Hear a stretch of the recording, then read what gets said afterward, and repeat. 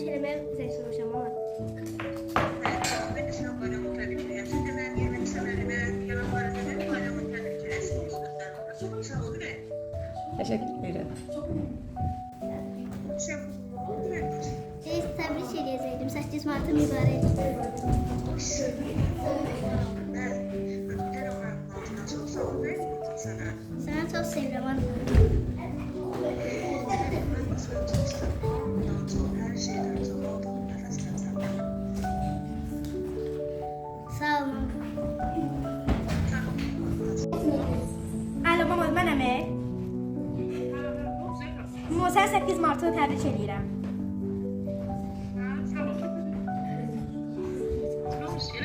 Səni çox sevirəm.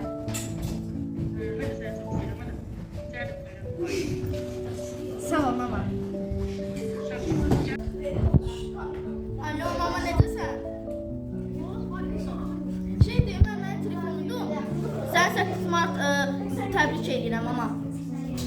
Sağ ol be. Buraya fişliği koptu. Buraya koptu gören oldu. Hə, təbrik edirəm. Çok sağ ol. Eve gel beni yerden. Niye? Aa ya git size bile. Hə, mən telefonumdur. Səni çox sevirəm. Ben tebrik ederim. Ben daha tebrik ederim. Seni oynuyorum. Sağ ol. Sağ ol. Mənim Emiş. 8 Mart Qadınlar Günü mübarək olsun. Sağ ol, sağ ol. Səni çox sevirəm.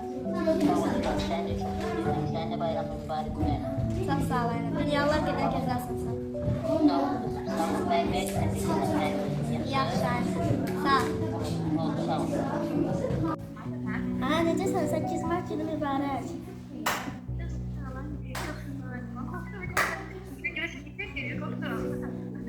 Çok sağ ol. Ben de senden bu bayramı. Səni çox sevirəm. Çok sağ ol.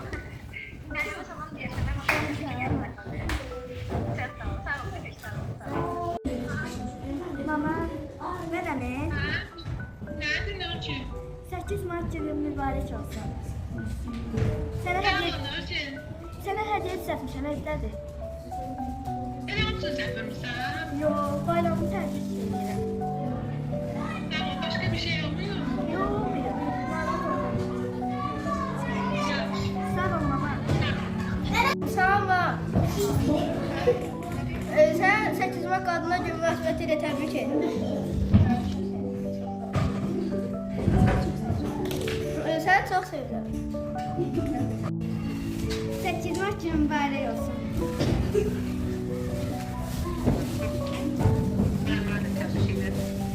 Teşekkür ederim. Sağ ol. Salam ana, mənəm Fatimə. 8 Mart bayramı mübarək edirəm.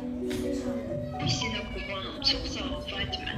Teşekkür ederim kızım. Ben de Sağ ol senden ana. içeriye. Sən dünyaya qədər sevirəm. Ben de sen dünyalar kadar sevdim. Sağ ol ana.